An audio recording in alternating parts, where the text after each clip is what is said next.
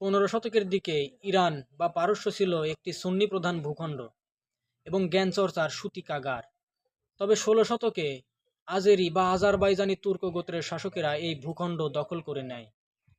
তারা ইরানে এসে সাফাভিদ রাজবংশের শাসন প্রতিষ্ঠা করে। এই সাফাভিদরা ছিল শিয়া ধর্ম মতাবলম্বী। তারা তাদের আদর্শিক জায়গা থেকে সুন্নি প্রধান অঞ্চল ইরানকে একটি শিয়া প্রধান অঞ্চলে পরিণত করে। তাদের সময়কালেই ইরান হয়ে ওঠে শিয়াদের জন্য একটি নিরাপদ আশ্রয়স্থল। ইরানের এই আমূল পরিবর্তনের জন্য সাফাভিদেরা অনেক সময় সামরিক শক্তির প্রয়োগ ঘটান। সেই আজেরিদের দ্বারা প্রতিষ্ঠিত সাফাভিদ রাজবংশের সিসিলিয়া ধরেই আধুনিক ইরান একটি শিয়া সংখ্যাগরিষ্ঠ রাষ্ট্রে পরিণত হয়। এই আজেরিরা ছিল তুর্কিদের একটি শাখা। তারা তুরস্কের পূর্বাঞ্চল থেকে ইরানে এসেছিল। ইরান এবং তুরস্কের মধ্যে ঐতিহাসিক সম্পর্ক মূলত এখানেই। এই সাফাভিদেরা পশ্চিমের সুন্নি উসমানীয় সাম্রাজ্য থেকে এবং পূর্বের সুন্নি মুঘল সাম্রাজ্য থেকে পারস্য বা ইরানকে আলাদা করেছিল।